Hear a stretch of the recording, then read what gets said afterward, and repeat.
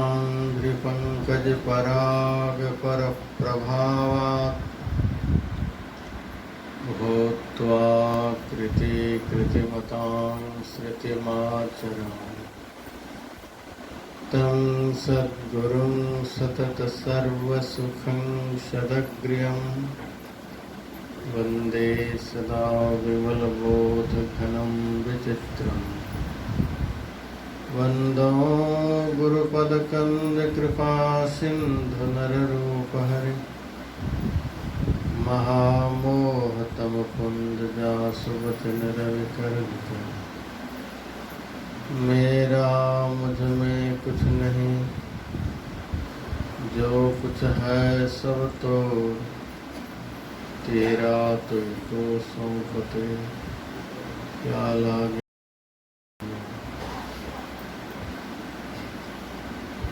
उपस्थित सत्संग प्रेमी सज्जन वृंद, माताओं तथा बहनों,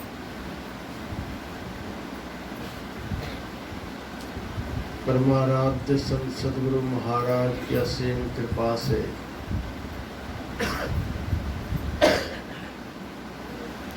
मास ध्यान साधना शिविर का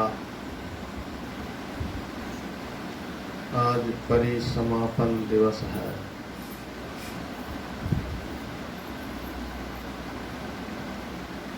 गुरुदेव की दया से यह महायज्ञ निर्विघ्नता पूर्वक संपन्नता की स्थिति में है।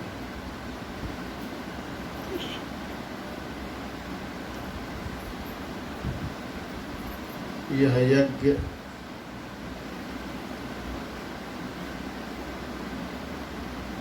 जितने धर्म प्रेमी यहाँ बैठे हैं,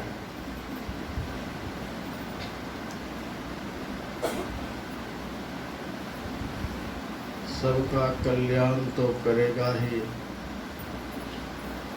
साथ ही यहाँ के समाज का, यहाँ के क्षेत्र का, इस प्रांत का, इस देश का,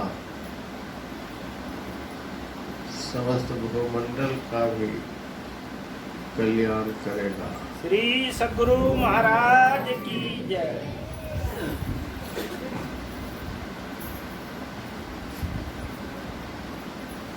एक कोरोना वायरस का संक्रमण इतना प्रबल है कि कहते हैं एक शरीर से दूसरे शरीर का संस्पर्श होते ही संक्रमित हो जाता है।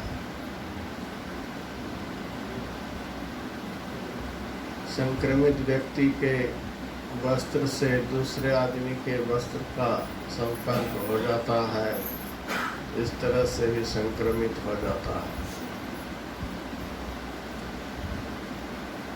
जब एक निकृष्ट कोरोना वायरस का संक्रमण कितना प्रभावशाली हो सकता है, फिर साधु संत महात्मा की देह से निःसृत जो पवित्र ऊर्जा शक्ति है, उसका संक्रमण कितना हो सकता है मैं नहीं जानता। साधु संत महात्मा की देह से निःसृत पवित्र ऊर्जा शक्ति के संक्रमण से भी अधिक संक्रमणकारी दुनिया में कोई संक्रामक कुछ हो सकता है।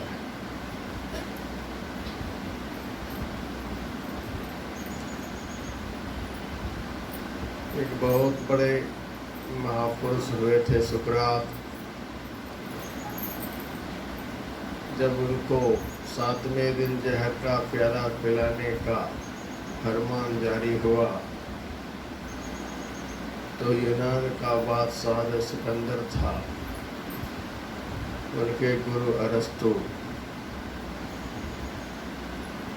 उनसे आत्मज्ञान प्राप्त करने के लिए चले। बहुत सारे प्रश्न मन में लेकर सुकरात से यह प्रश्न पूछूंगा, यह प्रश्न पूछूंगा, यह प्रश्न पूछूंगा। जैसे जैसे अपने स्थान से सुकरात की तरफ चलता गया, वैसे वैसे उनके अंदर के सारे प्रश्नों का उत्तर मिलता चला गया, सारे प्रश्न का हल होता चला गया। और सुकरात के पास जब अरस्तु पहुंचा, उसके मन में एक भी प्रश्न नहीं रह गया। सारे प्रश्नों का, सारी जिज्ञासाओं का अंदर ही अंदर समाधान होता चला गया।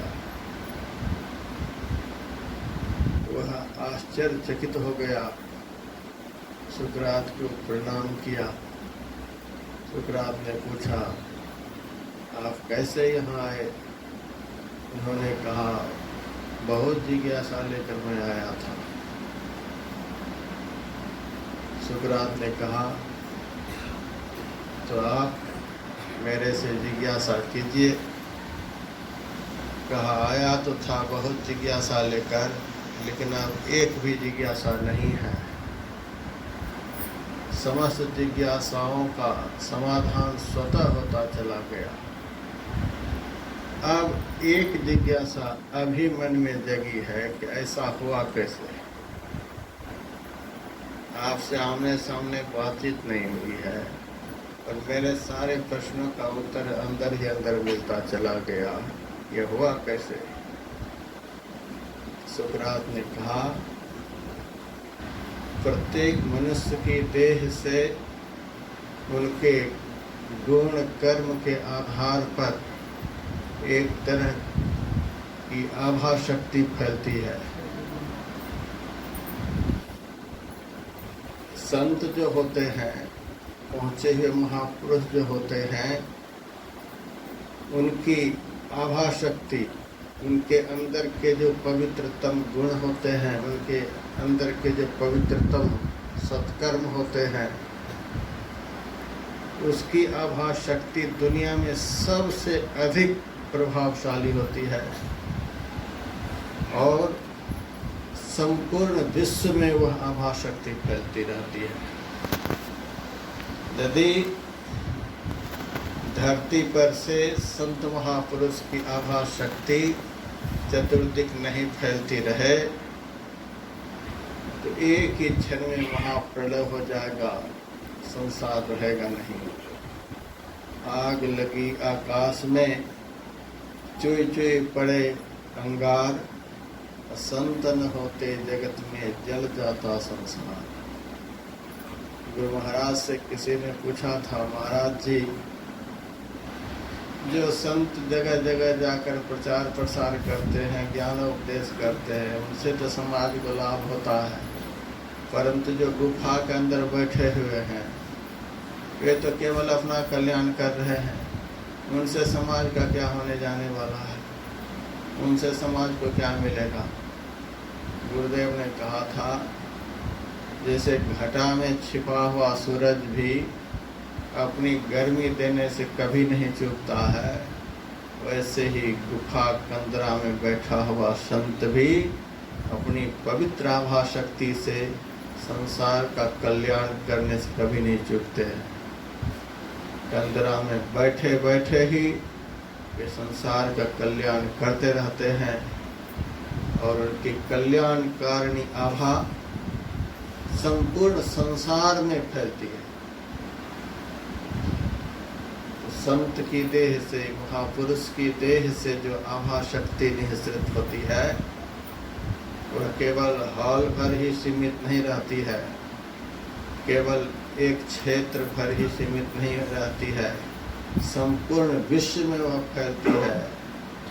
और जितने श्रद्धावान लोग होते हैं, भावना प्रधान लोग होते हैं, संतों के प्रति आदर भाव रखने वाले लोग होते हैं, उन आभा शक्ति प्रवेश कर उनका कल्याण करती है। सुकरात ने कहा, जैसे जैसे आप मेरी तरफ चले, वैसे वैसे मेरे अंदर का जो प्रचंड ज्ञानमयी आभा फैलती रहती है वह आप में समाविष्ट होती गई और आपका अज्ञान नष्ट होता चला गया। मेरे कहने का अभिप्राय, कोरोना वायरस क्या है? संत की देह से जो आभा निकलती है, उस आभा मंडल में जो रहेगा उसका कोरोना वायरस को कौन कहे? काल यमराज भी कुछ। श्री सद्गुरु महाराज की जय। 1 महीना तक आप लोग गुरु महाराज की शरण में रहे। गुरु महाराज ऐसे संत के सानिध्य में ध्यान अभ्यास किया, सत्संग किया। आप लोग यह कभी नहीं समझिएगा यहाँ केवल कुर्सी पर चित्र के रूप में विराजमान है। संत और संत का ज्ञान सदैव अमर होता है, वह कभी मरता नहीं है। सदैव श्रद्धावान लोग संत महापुरुष के ज्ञान से प्रभावित होते रहते हैं। सदैव संत महापुरुष किसी न किसी रूप से समाज का कल्याण करते रहते हैं। ऐसे संकटकालीन घड़ी में भी 1 महीना का यह महायज्ञ किसी मनुष्य की कृपा से संपन्न नहीं हुआ है, किसी देवी देवताओं की कृपा से संपन्न नहीं हुआ है। यह गुरु महाराज की कृपा से ही संपन्न हुआ है और इसका लाभ यहाँ के समाज ने भरपूर उठाया। 1 महीने से तुलसीकृत रामायण जी से मैं मन के रोगों के विषय में आप लोगों को सुनाते आ रहा हूँ। कोरोना वायरस भी एक रोग ही है। उस रोग से आजकल सब लोग परिचित हैं। मेरे मन में हुआ कि समाज के लोगों को इससे भी अरबों खरबों गुना प्रभावशाली संक्रामक खतरनाक रोगों से बचने का मैं उपाय बतलाऊं। और वे कौन कौन से रोग हैं,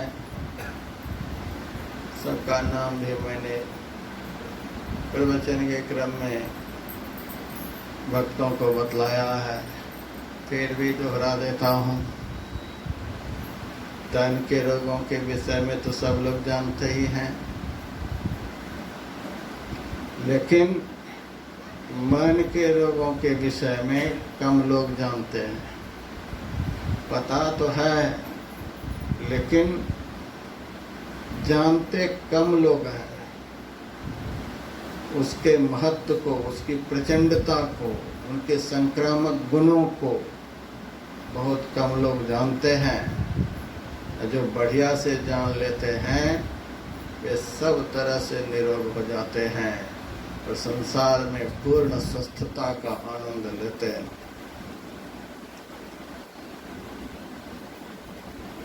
मैंने सत्संग प्रवचन में बतलाया कि कोरोना वायरस के संक्रमण से बचने के लिए सरकार कह रही है, यहाँ के डॉक्टर कह रहे हैं, मुंह को बढ़िया से ढक कर के रखो, नाक को बढ़िया से ढक कर के रखो, आँख पर भी चश्मा लगा कर के रखो। इन्हीं तीनों द्वारों से कोरोना वायरस भीतर जाकर संक्रमित होता है। यही तीनों द्वार हैं, बाकी किसी द्वार से नहीं घुस सकते। लोग मास्क लगा करके रहते हैं, चश्मा भी लगा करके रखते हैं, भीतर घुसे नहीं। फिर भी कितने के भीतर घुस गए। उसके बाद कहते हैं सामाजिक दूरी बना करके रखो। कम से कम एक शरीर से दूसरे शरीर की दूरी 2 गज की होनी चाहिए। 2 गज की दूरी, मास्क जरूरी, यह सब चल रहा है। फिर किसी भी चीज का स्पर्श करो तो हाथ धो लो, कहीं भी इधर उधर जाओ तो पैर को धो लो। यानी पवित्रता का आचरण करने के लिए बतलाया जा रहा है। गंदी गंदी चीज को नहीं खाओ, गंदी गंदी चीज को नहीं पियो। यानी पवित्र पवित्र चीज खाने पीने के लिए कहा जा रहा है। संक्रमित लोगों के आसपास मत जाओ, उनके शरीर का स्पर्श मत करो। यह सब बतलाया जा रहा है। और इतना बतलाने पर भी लोगों में यह वायरस फैलता चला जा रहा है। लेकिन यह कोई बड़ी बीमारी नहीं है, कोई ऐसी खतरनाक बीमारी नहीं है। यह तो साधारण बात है, यह तो साधारण बीमारी है। बहुत सारी बीमारियां अनादिकाल से हमारे मन में घुसी हुई है। उन बीमारियों के सामने ये कोरोना वायरस, चाहे और भी कैंसर हो, टीबी हो, खतरनाक से खतरनाक बीमारी हो, कुछ भी नहीं है। शरीर से संबंधित कोई भी बीमारी हमारे मन में प्रवेश नहीं कर सकती है। मन जो है हम लोगों का, वह आकाश से भी ज्यादा सूक्ष्म है। दुनिया की कोई भी बीमारी मन में प्रवेश नहीं कर सकती है, लेकिन मन के अंदर की जो बीमारी है वह सारी दुनिया में प्रवेश कर सकती है। तन में भी उसका प्रभाव होता है, मन में तो प्रभाव होता ही है, विचारों पर उसका प्रभाव पड़ता है, स्वभाव पर उसका प्रभाव पड़ता है। अनादिकाल से हमारे मन के अंदर में जो बीमारी घुसी हुई है, उस बीमारी के सामने अभी जो बीमारी की चर्चा हो रही है, अभी जो वायरस की चर्चा हो रही है, वह कुछ भी नहीं है। अभी तो कोरोना वायरस के संक्रमण से बचने के लिए 3 द्वार को अवरुद्ध करने के लिए कहा जा रहा है। जो इन तीनों द्वारों को अवरुद्ध कर लेगा, अवरुद्ध करके रखेगा, उनके अंदर ये बीमारी प्रवेश नहीं कर सकती है। लेकिन मन के अंदर जो विकारों के रोग घुसे हुए हैं, वे इतने सूक्ष्म हैं कि शरीर के अंदर के सारे द्वारों को बंद कर लेने पर भी वो संक्रमण से कोई बच नहीं सकता है। बस एक ही आदमी बच सकता है मन के रोगों से, जो 9 द्वारों को बंद कर लेता है और 10वां द्वार को खोल लेता है। जो ध्यान के द्वारा, भजन के द्वारा 9 द्वारों से अपने चेतन को उपरत करके 10वां द्वार में प्रविष्ट करा लेता है। 10वां द्वार जिनका खुल जाता है, तो 10वां द्वार इतना सूक्ष्म द्वार है कि जिस द्वार होकर मन के रोग प्रवेश नहीं कर सकते। अब बाकी मन के रोग इतने सूक्ष्म हैं, इतने संक्रमणशील हैं किसी भी तरह से शरीर के द्वारों को अवरुद्ध क्यों न कर लिया जाए तो भी प्रविष्ट कर जाता है। इनका संक्रमण इतना तेज है, मैंने प्रवचन के क्रम में बतलाया, 1 सेकंड में भारत से जापान यह रोग पहुंच जाता है। हम लोगों के मन के अंदर में जो विकारों के रोग हैं, उन रोगों का संक्रमण इतना तेज है कि 1 सेकंड में भारत का रोग अमेरिका पहुंच जाता, इंग्लैंड पहुंच जाता। आदमी भोजन कर रहा है भारत में और फोन आ जाता है उनके लड़के का अमेरिका से, पिताजी मैं हॉस्पिटल जा रहा था, गाड़ी एक्सीडेंट हो गई, पैर में चोट आ गई है, हॉस्पिटल में भर्ती हूँ, आप चिंता नहीं करेंगे, यह इलाज चल रहा है। जैसे ही फोन आता है वैसे ही भारत में बैठा हुआ बाप रोने लगता है। क्यों रोने लगता है? चोट तो लगी है बेटे को। अब बाप भारत में क्यों रो रहा है? इसीलिए रो रहा है कि उस बेटे के प्रति बाप का मोह है। ये मेरा बेटा है, मेरे बेटे को चोट लग गई, इसको मोह कहते हैं। प्रत्येक मनुष्य के अंदर में जो काम, क्रोध, लोभ, मोह, मद, मात्सर्य, ये सब विकार हैं। ये विकार ही भयंकर रोग हैं और ये रोग इतने संक्रमणशील हैं कि देख लो, भारत में बाप बैठा है और बेटा अमेरिका में है, जैसे फोन आया वैसे ही बाप रोने लगा। चोट लगी है किसको, रो कौन रहा है? मोह के कारण रोने लगा। पत्नी बैठी हुई है इंग्लैंड में, पति बैठा हुआ है जापान में। अब फोन पर ही कोई इस तरह की बातचीत हो जाती है कि फोन पर ही तलाक हो जाता है, झड़प हो जाता है।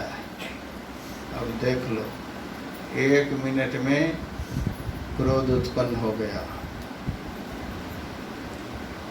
और कहाँ पति का शरीर, कहाँ पत्नी का शरीर, दोनों में तलाक हो जाता है।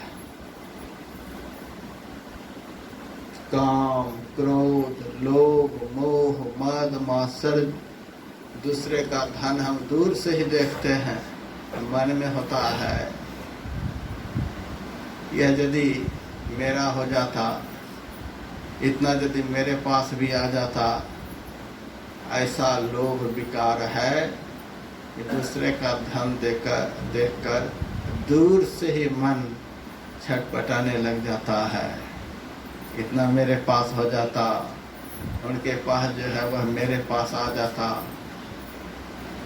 तो लोभ ऐसा विकार है, मोह ऐसा विकार है, काम ऐसा विकार है, क्रोध ऐसा विकार है, ईर्ष्या, द्वेष, छल, कपट ऐसा विकार है जो प्रत्येक मनुष्य के मन में घुसा हुआ है। मन के अंदर के ये विकार रूपी रोग यदि समाप्त हो जाए तो संसार का शरीर से संबंधित कोई भी रोग उसका कुछ भी नहीं बिगाड़ सकता है। बहुत साधु संत महात्मा की देह में भी रोग होता है, संसारी लोगों के शरीर में भी रोग होता है। संसार के लोग शरीर में रोग आते ही आकुल व्याकुल होने लग जाते हैं। कर्म लिखे का भोग है, सब काहू को होय, अज्ञानी भोगे ज्ञान से, अज्ञानी भोगे रोग। संसारिक लोगों के शरीर में रोग होता है तो रोग के मारे छटपटाने लग जाता है, आकुल व्याकुल होने लग जाता है। वही रोग साधु संत महात्मा के शरीर में होता है तो उनको कोई भी गम नहीं। उनको लगता है कि शरीर में रोग पड़ा हुआ है, हम शरीर थोड़े हैं, हम तो शरीर में रहने वाले हैं। जिन्होंने अपने मन के रोग को खत्म कर लिया, उनको अपना ज्ञान हो गया कि मैं कौन हूँ। जैसे अपना ज्ञान होता है वैसे उनको विश्वास हो जाता है कि मैं रोग से रहित हूँ, विकारों से रहित हूँ, इंद्रियों से रहित हूँ, दुखों से रहित हूँ, पापों से रहित हूँ। मैं तो संसार से सर्वथा रहित हूँ। मैं तो परमात्मा का अभिन्नतम अंश हूँ, परमात्मा की संतान हूँ। मेरे पास तो काल यमराज भी नहीं आ सकता है, फिर संसार के रोग व्याधि क्या आ सकता है। तो साधु संत महात्मा आत्म भाव में रहते हैं, आत्म ज्ञान में रहते हैं, इसीलिए संसार का रोग उनको प्रभावित नहीं कर सकता। गुरु महाराज के शरीर में कभी कभी कोई न कोई रोग हो ही जाता था। शरीर जो है रोग का घड़ है, शरीर में रोग होना अवश्यंभावी है। किसी का भी शरीर हो, शरीर में रोग जरूर होगा। कल मैंने बतलाया था 1.5 अरब मशीनें दिन रात 3.5 हाथ की देह में चलती है। जो मशीन फेल हो जाती है तो उसी मशीन की जगह पर रोग उत्पन्न होता है। 1.5 अरब मशीनें चल रही हैं तो कोई न कोई तो फेल होती ही रहती हैं, जिस कारण शरीर में रोग होता है। तो शरीर किसी का भी होगा तो शरीर में रोग जरूर होगा, लेकिन संसारी लोग उस रोग से प्रभावित होते हैं। संत महापुरुष प्रभावित नहीं होते, क्योंकि वे रोग से रहित अवस्था में रहते हैं। जहाँ रोग, शोक, दुख, क्लेश, व्याधि पहुँच नहीं सकते, वहाँ अपने को प्रतिष्ठापित करके रखते हैं। गुरु महाराज के शरीर में एक बार हर्निया की बीमारी हुई। ऑपरेशन के लिए बहुत बड़े डॉक्टर के पास ले जाए गए। डॉक्टर ने कहा महाराज जी के उस अंग को शून्य करना पड़ेगा, ताकि चीर फाड़ के समय इनको कोई कष्ट नहीं हो। इसके लिए नशे की सुई देनी होगी। गुरु महाराज ने कहा ऑपरेशन करने में कितना समय लगेगा? समय तो थोड़ा ही लगेगा, लेकिन दर्द का प्रभाव रहेगा 4-5 घंटे तक। इसीलिए 4-5 घंटे के लिए आपके शरीर को शून्य करना पड़ेगा। गुरु महाराज ने कहा 4-5 घंटे लगेंगे, कोई बात नहीं, तुम ऑपरेशन करो। कोई सुई नहीं लिए, कोई दवाई नहीं लिए। डॉक्टर ने कहा महाराज आपको बड़ा कष्ट होगा। कहा मुझे कष्ट होगा, तुम्हें कोई कष्ट नहीं है, तुम ऑपरेशन करो। ऑपरेशन हो गया। 4-5 घंटे के समय व्यतीत हो गए। गुरु महाराज आंखों को बंद कर लिए। 6 घंटे के बाद डॉक्टर लोग देखते हैं महाराज जी तो लगता है शरीर ही छोड़ दिए। यह तो बड़ा भारी अपराध हो गया। महाराज जी दर्द के मारे शरीर का त्याग कर दिए। सेवकगण रोने लगे। उसके बाद गुरु महाराज एकाएक आंखों को खोलते हैं, कहते हैं क्या बात है, क्यों रो रहे हो? सरकार हम लोगों के मन में तो हुआ कि कहीं चल तो नहीं बसे। कहा कि डॉक्टर ने कहा था 4-5 घंटे के लिए, तो हम 4-5 घंटे के लिए अंदर चले गए थे। अब देखो अंदर में गुरु महाराज कहाँ चले गए थे। ये शरीर का चीर फाड़ हुआ, कितना क्या क्या क्या हुआ, और गुरु महाराज को कुछ पता नहीं चला। और इस तरह से कई एक बार हुआ। आँख का भी ऑपरेशन हुआ तो भी कोई दवाई नहीं लिए, ऑपरेशन हो गया। तो कहाँ चले जाते थे? तो बाहर तो घूमने के लिए जाते नहीं थे, शरीर तो वहीं रहता था। तो जाते कहाँ थे? गुरु महाराज शरीर के भीतर ही भीतर वहाँ चले जाते थे जहाँ न दुख होता है, न संसार का सुख होता है, न पाप होता है, न पुण्य होता है, न दिन होता है, न रात होती है। वहाँ चले जाते थे। 1 महीने तक जो ध्यान का कार्यक्रम यहाँ हुआ, यद्यपि वैसी स्थिति नहीं है किसी की, लेकिन ध्यान के द्वारा उसी अवस्था तक पहुँचाने का प्रयास किया जाता है।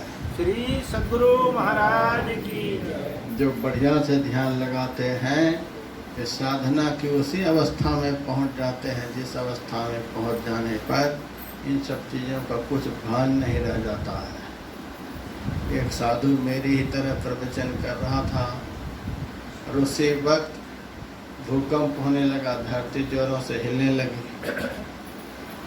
सत्संग सुनने वाले डर के मारे जहाँ तहाँ भाग गए। अब महात्मा जी कहाँ जाए? महात्मा को तो कोई अपना घर नहीं। महात्मा जी मंच पर ही आंखों को बंद करके बैठ गए। कुछ देर के बाद जब धरती शांत हुई तो सारे लोगों ने आपस में विचार किया, धरती के हिलने के कारण हम लोग डर के मारे अपने अपने घर में भागकर आ गए। महात्मा जी की क्या हालत हुई है, चल कर देखें तो।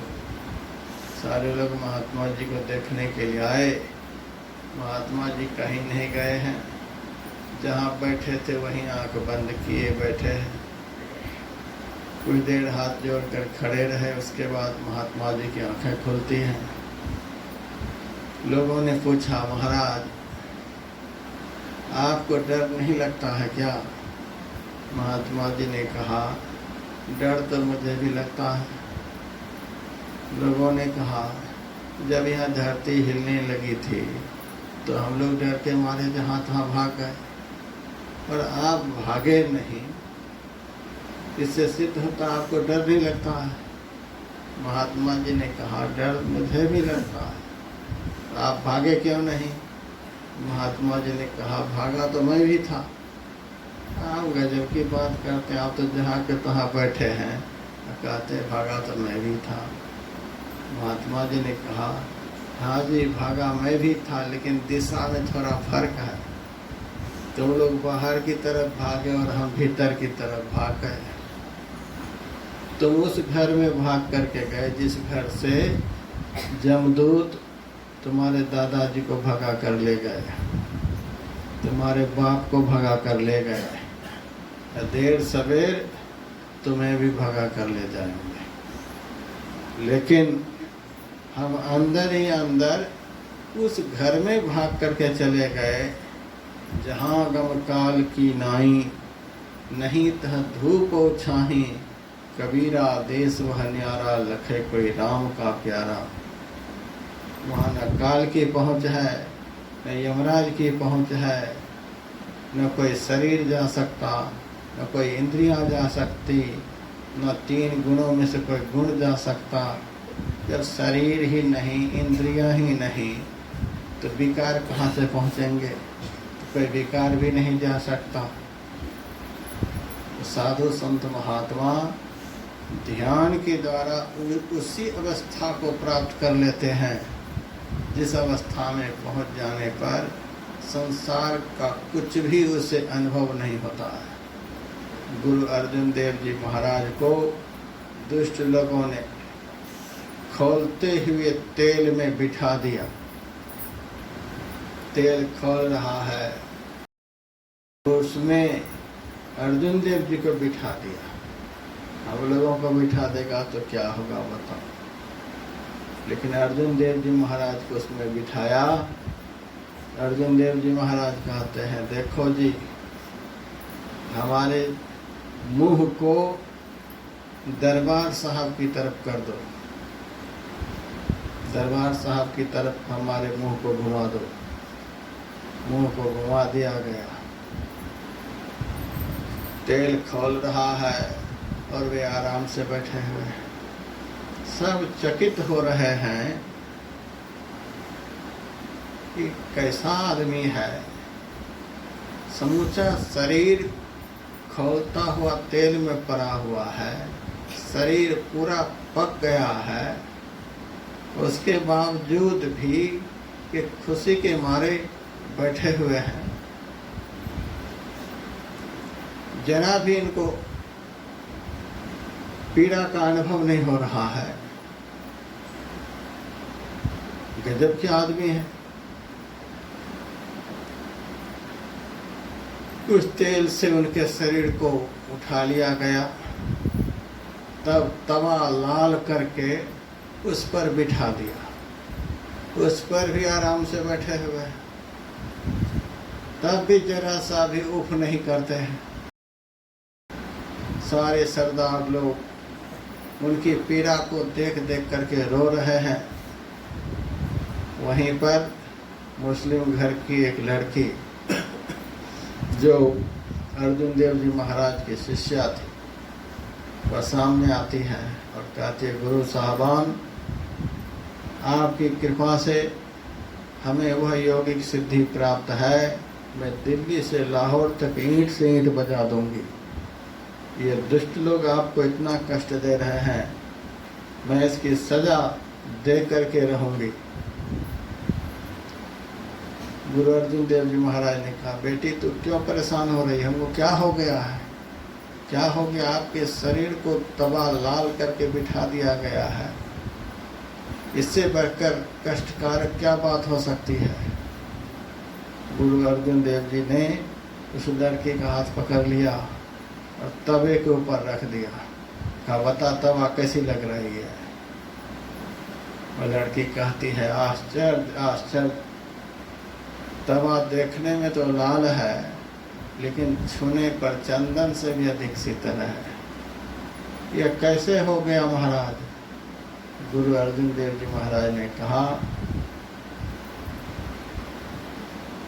आसमान में सूरज भी है और आसमान में चंद्रमा भी है। सूरज में इतनी गर्मी है, इतना ताप है कि एक सूरज यदि धरती पर उतर आए तो एक आदमी भी जिंदा नहीं रहेगा, सब भस्म हो जाएगा। एक सूरज में इतनी ताकत है। अमेरिका वाले, इंग्लैंड वाले, चीन वाले, जापान वाले धौंस देते हैं, मेरे पास ऐसे हथियार हैं, ऐसे ऐसे बम हैं, ये कर देंगे, वो कर देंगे, वो कर देंगे। लेकिन इन लोगों को यह पता नहीं है, अखिल विश्व ब्रह्मांड के मालिक जो परमात्मा है, वो सबसे बड़े वैज्ञानिक हैं। और उनका बनाया हुआ जो एक सूरज है, इस सूरज को जिस दिन परमात्मा आदेश कर देंगे तुम धरती पर उतर जाओ, तो अकेला एक ही सूरज सारी सृष्टि को भस्म कर सकते हैं। इतनी ताकत है एक सूरज में। लेकिन वह सूरज हम लोगों को भस्म नहीं कर रहा है। क्यों नहीं कर रहा है? देखिए परमात्मा की सृष्टि कैसी है। सूर्य के बहुत नीचे चंद्रमा को रखा है। एक चंद्रमा में इतना ठंडक है, इतनी शीतलता है, एक चंद्रमा यदि आसमान से जमीन पर उतर आए तो एक भी आदमी नहीं बचेंगे, सब बर्फ बन जाएंगे, सारी सृष्टि खत्म हो जाएगी।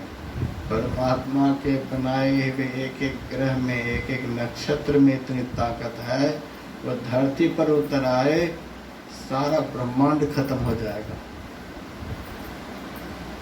तो चंद्रमा सूरज के नीचे है, तो सूरज के प्रचंड ताप को चंद्रमा अपने ऊपर सहन कर लेता है और वह ताप बहुत कम मात्रा में छन करके धरती पर आता है। नहीं तो नीचे यदि चंद्रमा नहीं हो तो सूरज की किरण से सब स्वाहा हो जाएंगे। तो चंद्रमा में इतनी ताकत है कि संपूर्ण ब्रह्मांड को एक क्षण में बर्फ बना देंगे। परमात्मा में कितनी शीतलता है? एक चंद्रमा में इतनी शीतलता कि संपूर्ण पृथ्वी को बर्फ बना देंगे। परमात्मा कैसे हैं? परमात्मा में कितनी शीतलता? कहते हैं शशि शतकोटि से सुशीतल समन सकल भवत्रास। 100 करोड़ चंद्रमा से भी अधिक शीतल परमात्मा है। 100 करोड़ चंद्रमा से भी शीतल परमात्मा है। एक चंद्रमा जमीन पर आ जाए तो सब बर्फ बन जाएंगे। 100 करोड़ चंद्रमा से भी अधिक शीतल परमात्मा, वो कहाँ है? वो परमात्मा सब जगह है, सबके अंदर में भी है। 100 करोड़ चंद्रमा से भी शीतल परमात्मा हमारे अंदर में है। लेकिन हम लोग उस परमात्मा को अब तक देख नहीं पा रहे हैं। साधु संत महात्मा लोग ध्यान के द्वारा अभ्यास करते करते, जैसे मथानी के द्वारा दूध का मंथन करते करते, दही का मंथन करते करते दूध दही में जो व्यापक घी है उसको बाहर निकाल लेता है, वैसे ही जर्रे जर्रे में, सृष्टि के कण कण में व्यापक जो परमात्मा है, ध्यान रूपी मथानी के द्वारा मथ करके साधु संत महात्मा उसको प्रत्यक्ष कर लेते हैं, प्रकट कर लेते हैं। जो साधु संत महात्मा उस परमात्मा को अपने अंदर में प्रत्यक्ष कर लेते हैं, उनमें इतनी शीतलता आ जाती है, इतनी शीतलता आ जाती है कि सारी दुनिया की आग में भी उसको बिठा दिया जाए तो भी वह आग उनको तप्त नहीं कर पाएगी। गुरु अर्जुन देव जी महाराज ने कहा, बेटी वे परमात्मा हमारे अंदर में, और उसी शीतल परमात्मा की गोद में हम दिन रात बैठे हुए हैं, जिस कारण तबे के ताप को कौन कहे। अखिल विश्व ब्रह्मांड महाप्रलय काल की अग्नि में जब भस्म होने लग जाता है, उस महाप्रलय काल की आग से भी हम तप्त नहीं हो सकते। ऐसे परमात्मा हमारे भीतर में है। 1 महीना तक जो ध्यान यज्ञ चला है, उसी परमात्मा को जानने के लिए, उसी परमात्मा को पाने के लिए, उसी परमात्मा की तरफ जाने के लिए। जैसे हम लोग कभी कभी यहाँ से बद्रीनाथ जाते हैं, यहाँ से गंगोत्री जाते हैं, तो बद्रीनाथ में सबको पता है कि बहुत ठंडी है। गंगोत्री में सबको पता है कि वहाँ ठंडी है। गंगोत्री किसी आदमी का नाम नहीं है, बद्रीनाथ किसी आदमी का नाम नहीं है, एक स्थान का नाम है। वहाँ से बैठकर कोई चिल्ला नहीं रहा है कि मेरे पास आओगे तो तुम्हें ठंडी लगेगी, कंबल ओढ़ करके आना। कोई बैठकर बोल रहा है? कोई बोल नहीं रहा है। सबको पता है वहाँ ठंडी है। इसीलिए जब घर से चलता है तो अटैची में चाहे झोला में गर्म कपड़ा रख करके चलता है। जैसे जैसे बद्रीनाथ की तरफ बढ़ता जाता है, गंगोत्री की तरफ बढ़ता जाता है, वैसे वैसे गर्मी कम होती जाती है। धीरे धीरे उस स्थान का जो प्रभाव है शीतलता का, ठंडक का, उससे प्रभावित होता चला जाता है। प्रभावित होते होते जब बद्रीनाथ पहुंच जाता है तो झोला से, अटैची से उनको स्वेटर निकालना पड़ता है, चादर निकालना पड़ता है, ओढ़ना पड़ता है। उस स्थान का सहज स्वाभाविक गुण है जो उस स्थान की तरफ बढ़ेगा। उनकी देह की गर्मी कम होती जाएगी, कम होती जाएगी और ठंडी बढ़ती जाएगी। उस स्थान का सहज स्वाभाविक गुण है। जब एक स्थान अपने सहज स्वाभाविक गुणों से आदमी को प्रभावित कर सकता है, फिर एक परमात्मा जो है, उस परमात्मा में जो आनंद का गुण है, शांति का गुण है, सुख का गुण है, कल्याण का गुण है, मंगल का गुण है, ज्ञान का गुण है, तो वे परमात्मा अपनी तरफ आने वाले भक्त को अपने गुणों से क्या प्रभावित नहीं करेंगे।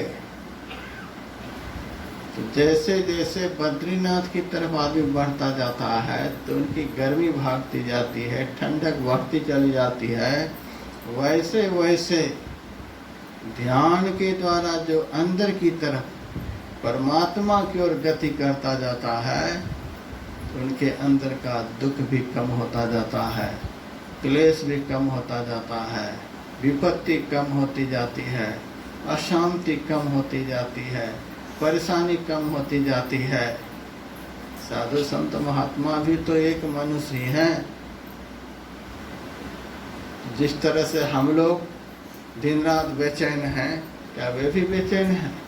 पेड़ के नीचे भी वे आनंद का बधावा बजाते हैं, भूखा रहकर भी वे आनंद में रहते हैं, प्यासा रहकर भी वे सदैव आनंद में रहते हैं, बिना कपड़े का भी है शरीर तो भी आनंद में रहते हैं, पेड़ के नीचे बैठे हैं तो भी आनंद में है। वह भी तो एक आदमी है, सारी प्रतिकूल परिस्थितियों के बीच भी आनंद में। और हम भी एक आदमी हैं, खाने को मिल रहा है, पीने को मिल रहा है, सब कुछ मिल रहा है, तो भी दिन रात परेशान है, कभी शांति नहीं मिलती है। कारण क्या है? जिस दिशा में चलकर शांति मिलती है, सुख मिलता है, आनंद मिलता है, उस दिशा की ओर हम बढ़ नहीं रहे हैं, बढ़ रहे हैं बिल्कुल उल्टी दिशा में।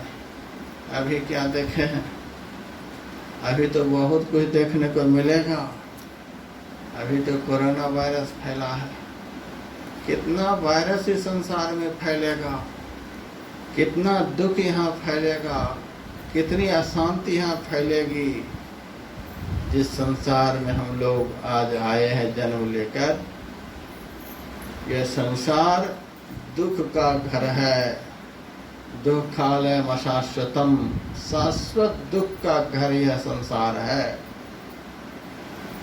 अभी कोरोना वायरस फैला हुआ है, जब नहीं फैला हुआ था तब आप लोग दुखी थे कि नहीं थे?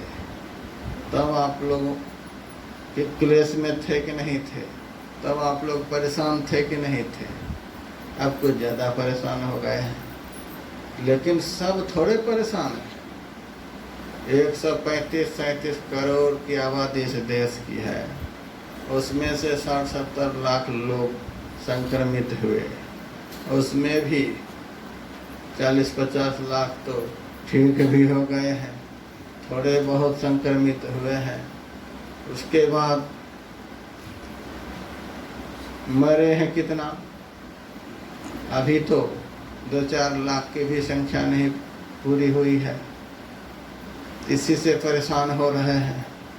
लेकिन साधु संत महात्मा कहते हैं, हम लोगों के मन के अंदर जो रोग घुसे हुए हैं, उन रोगों से सारी दुनिया के लोग संक्रमित हैं। कौन ऐसा आदमी धरती पर है जिसके अंदर में काम नहीं है, कोई इच्छा नहीं है? सबके अंदर में कोई न कोई इच्छा जरूर है, यह करूं, वह करूं, वह करूं, वह करूं। सबके मन में इच्छा है, इच्छा को ही काम कहते। कौन ऐसा आदमी है जिसके अंदर में इच्छा शक्ति नहीं है? कौन ऐसा आदमी है जिसके अंदर में क्रोध नहीं है? थोड़ा सा भी इधर उधर होता है तुरंत आग बबूला हो जाते हैं। कौन ऐसा आदमी है जिसके भीतर में लोभ नहीं है? कौन ऐसा आदमी है जिसके भीतर में मोह नहीं है? कौन ऐसा आदमी है जिसके अंदर में अहंकार नहीं है? कौन ऐसा आदमी है जिनके अंदर दूसरे की उन्नति को देखकर मन में जलन नहीं होती है? कौन ऐसा आदमी है जिसके अंदर कपट नहीं है?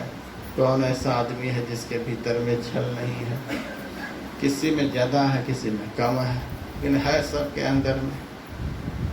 कोरोना वायरस से तो अभी नहीं के बराबर लोग संक्रमित हैं, लेकिन अनादिकाल से हम लोग मन के भयंकर विकारों से संक्रमित हैं, और उन विकारों के मारे सब लोग दुखी हैं।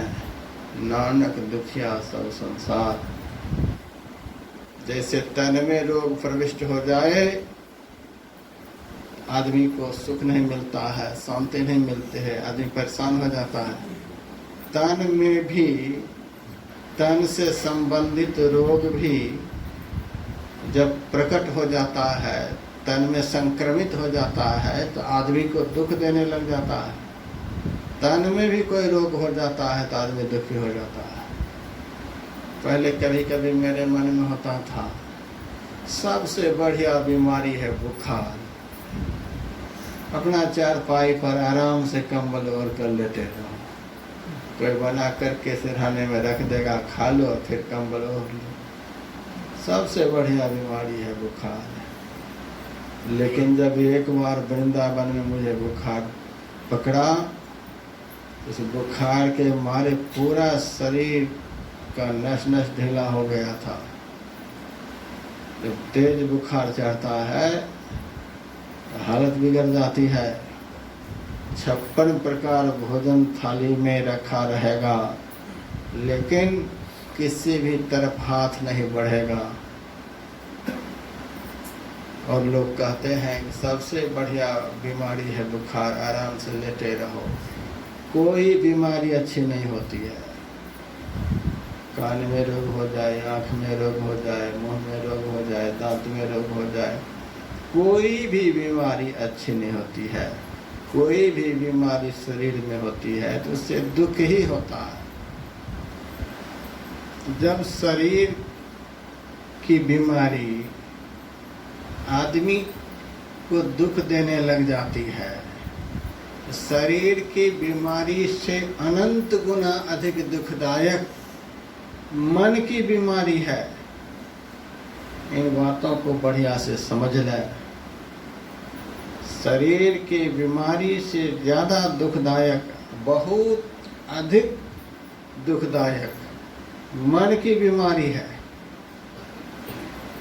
जब आदमी का मनोरथ सिद्ध नहीं होता है, चाहता है कि हमारा घर बन जाए, हमारी लड़की की शादी हो जाए, हमारे बेटे परीक्षा में पास कर जाए, मन में ऐसी इच्छा हुई और इच्छा पूर्ति नहीं हुई, तो कितना आदमी को दुख होता है।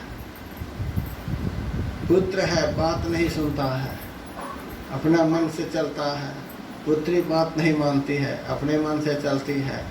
भाई नहीं सुनता है, पत्नी नहीं बात मानती है। कैसा दुख होता है मन में।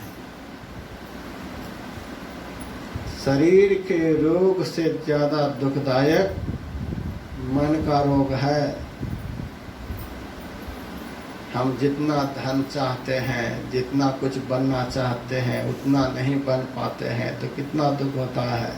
जितनी प्रतिष्ठा पाना चाहते हैं उतनी प्रतिष्ठा नहीं मिल पाती है तो कितना दुख होता है। पड़ोस वाले के पास जितना धन होता है उतना मेरे पास नहीं होता है तो मन में कितनी घुटन होती है। हाय, उनके पास इतना, हमारे पास कम ही है। तो मन का रोग 2400 घंटे दुख देता है।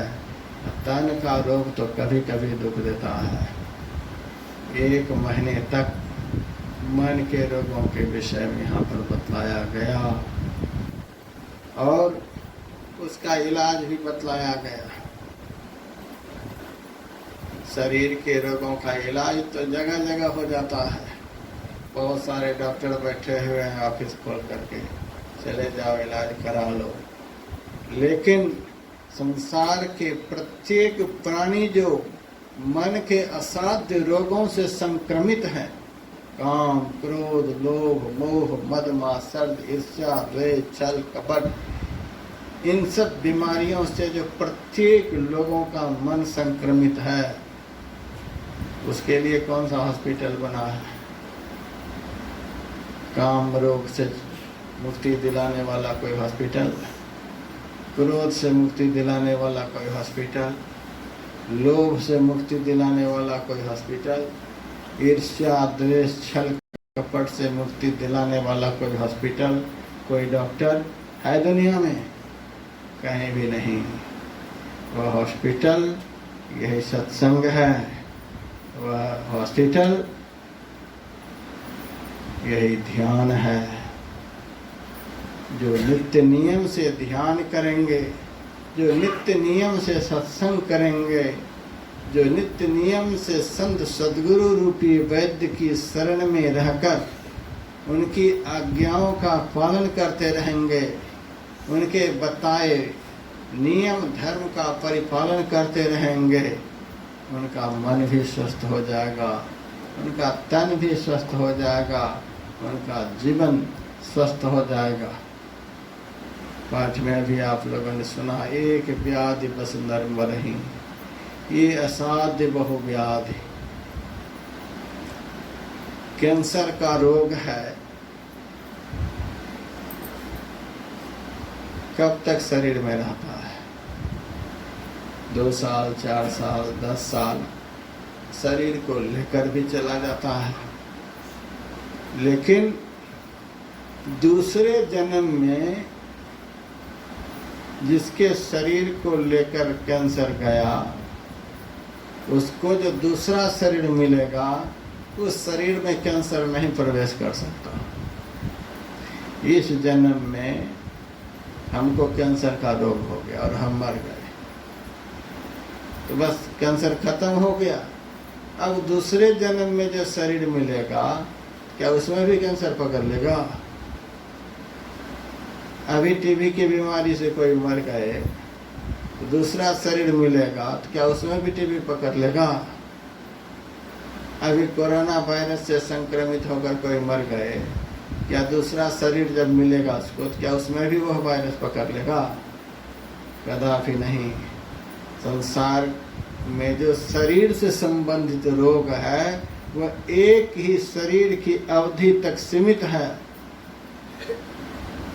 अब जब उस जीव को दूसरा शरीर मिलेगा, तो दूसरे शरीर में वह रोग प्रविष्ट नहीं कर सकता। लेकिन जिन रोगों की चर्चा 1 महीने तक यहाँ पर हुई है, और मन का रोग है। मन का रोग इतना खतरनाक है कि शरीर मर जाएगा, लेकिन मन नहीं ऐसे मरता है। ध्यान की प्रचंड अवस्था में पहुंचने के बाद ही जब मन मरता है, तो मन के अंदर के विकार रूपी रोग मरते हैं। तो दूसरा शरीर मिलेगा, तो दूसरा शरीर में भी मन वही रहेगा, और उस मन में जो विकार के रोग हैं, वो भी साथ में लगे ही रहेंगे। मन के अंदर का रोग जो है, दूसरे जन्म में भी रहेगा, तीसरे जन्म में भी रहेगा। जब तक मन रहेगा, तब तक मन में रोग रहेगा। जब तक मन में रोग रहेगा, तब तक कभी शांति नहीं मिलेगी, क्योंकि मन का रोग कभी शांति से रहने नहीं देता।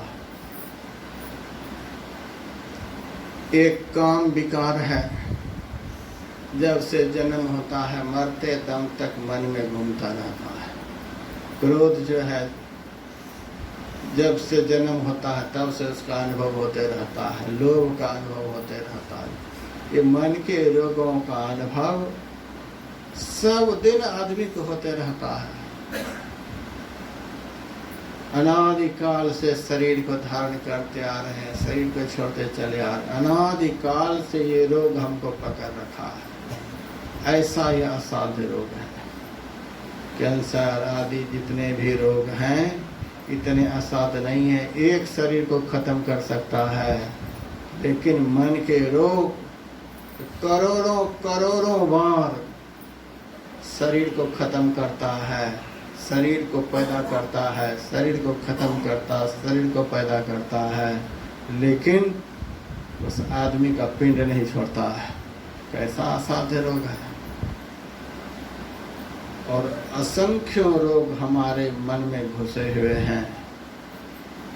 सत्संग और ध्यान के द्वारा उन रोगों से त्राण दिलाया जाता है। मन के रोग यदि समाप्त हो गए तो पूरा शरीर रोगों से ग्रसित क्यों न हो जाए, वो आदमी कभी दुखी नहीं हो सकता है। स्वामी विवेकानंद जी महाराज को शुगर की बीमारी, अस्थमा की बीमारी, रामकृष्ण परमहंस को कैंसर की बीमारी, भगवान बुद्ध को पेचिस की बीमारी, जगत गुरु शंकराचार्य को बगंदर की बीमारी, इस तरह से बहुत सारे संत हुए हैं जिनके शरीर में एक रोग हुए, लेकिन किसी भी संत के चरित्र में मैंने नहीं पढ़ा कि उन रोगों के कारण संत बड़े दुखी थे, रो रहे थे, विलाप कर रहे थे, इलाज के लिए परेशान हो रहे थे। कोई भी संत नहीं, सब हंस रहे हैं, सब प्रसन्न हैं, सब लोगों से बातचीत कर रहे हैं। क्या बात है, संपूर्ण शरीर रोगों से संक्रमित है, ग्रसित है, फिर भी उनको वह रोग दुखी नहीं कर पा रहा है। कारण क्या है? भजन के द्वारा जिन्होंने अपने मन के अंदर के विकार रूपी रोगों को खत्म कर लिया, सारी दुनिया के लोगों की बीमारी वह अपने शरीर में अकेला ले सकता है, तो भी उन बीमारियों से वे कभी दुखी नहीं होगा। ऐसा निरोग मन वाले की स्थिति हो जाती है। ध्यान और सत्संग के द्वारा निरोगिता प्राप्त होती है। ध्यान और सत्संग के द्वारा आदमी अपने को वहाँ पहुँचा देता है जहाँ पहुँच जाने के बाद कोई रोग, शोक, दुख, सुख, क्लेश कुछ भी नहीं होता। नित्य नियम से 1 महीने तक गुरु महाराज की कृपा से ध्यान सत्संग चलता रहा। इस बार जितना आप लोग कर पाए यही बहुत है, लेकिन आयोजन समाप्त हो रहा है आज। लेकिन यह आश्रम समाप्त नहीं हो रहा है और आश्रम का नियम नहीं समाप्त हो रहा है। यहाँ तो नित्य नियम से ध्यान चलता ही रहता है, यहाँ नित्य नियम से सत्संग चलता ही रहता है, और यहाँ नित्य नियम से गुरु महाराज निवास भी करते ही रहते हैं। हमारा आना जाना आश्रम में लगा ही रहता है। कभी 2 महीने में आते हैं, कभी 6 महीने में आते हैं, कभी 4 महीने में आते हैं। हम लोग जो हैं इस आश्रम के पुजारी हैं। बढ़िया से समझिए आप लोग, हम लोग इस आश्रम के पुजारी हैं। मंदिर के पुजारी बदलते रहते हैं। बड़ा बड़ा मंदिर का ट्रस्ट होता है, ट्रस्ट लोग पुजारी को बदलते रहते हैं, पुजारी बदलते रहते हैं, लेकिन मंदिर की प्रतिमा नहीं बदल जाती है, प्रतिमा वही रहती है। पुजारी बदलते रहते हैं। एक दिन हमारा भी शरीर नहीं रहेगा, हमारे बाद जो रहेंगे उनका भी शरीर नहीं रहेगा। तो हम लोग तो पुजारी हैं, बदलते रहेंगे, लेकिन जिन गुरु महाराज का यह आश्रम है वे गुरु महाराज कभी बदलने वाले नहीं। श्री सद्गुरु महाराज की जय। आपका कल्याण करने के लिए गुरु महाराज 2400 घंटे यहाँ वर्तमान हैं। जो जितना भजन करेंगे वे उतना ही अधिक गुरु महाराज की कृपा का अनुभव करते रहेंगे। श्री सद्गुरु महाराज की जय। इसीलिए अब कल मुझे भी यहाँ से जाना है, फिर कब तक आना होगा गुरु महाराज ही जाने। लेकिन यह आश्रम उठाकर मैं लेकर नहीं जा रहा हूँ। यह आश्रम मैंने अपने लिए नहीं बनाया है, आप सबके लिए आप समाज के लिए, आप समाजवासियों के कल्याण के लिए बनाया है।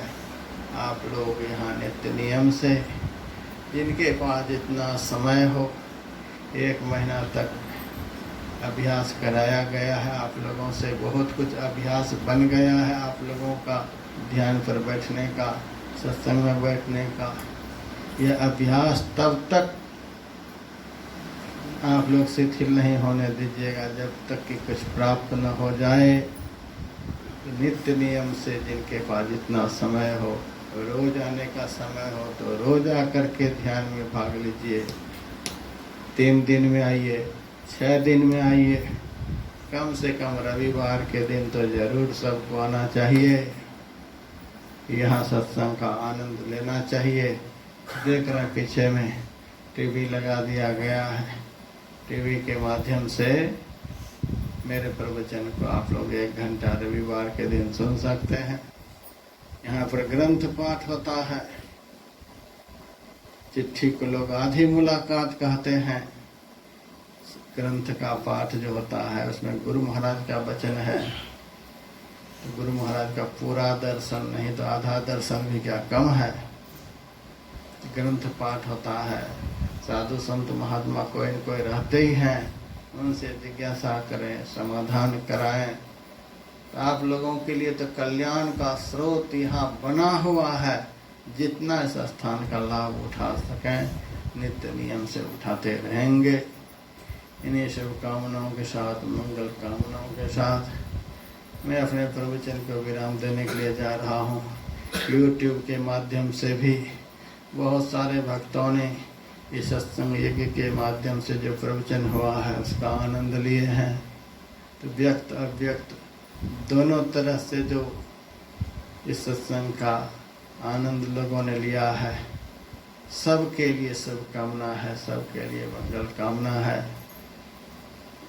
अब 2-4 शब्द धन्यवाद ज्ञापन के हमारे नगीर जी आपको सुनाएंगे।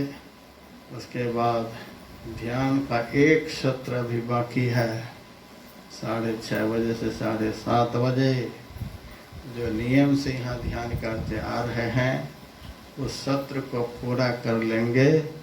उनका यह महाध्यान साधना का कार्यक्रम का पूरा फल प्राप्त। सत्संग प्रवचन का सत्र अभी के साथ समाप्त हो रहा है, लेकिन एक सत्र रात्रि कालीन स्तुति प्रार्थना भजन कीर्तन का बाकी है। तो जो 1 महीने से लगातार हैं उनको पूरा कर ही लेना चाहिए। जो बीच बीच में फुटकर रूप से आए हैं तो उनको तो जितना लाभ मिला है वह भी कम बात नहीं है। तो सबने जितना जो लाभ लिया, जिनके झोला में जितनी जगह, वे माल उतना लेकर के जाएंगे। तो कम से कम लास्ट जो ध्यान का कार्यक्रम बचा हुआ है उसमें भी जो भाग लेना चाहे ले सकते हैं। जय गुरु महाराज।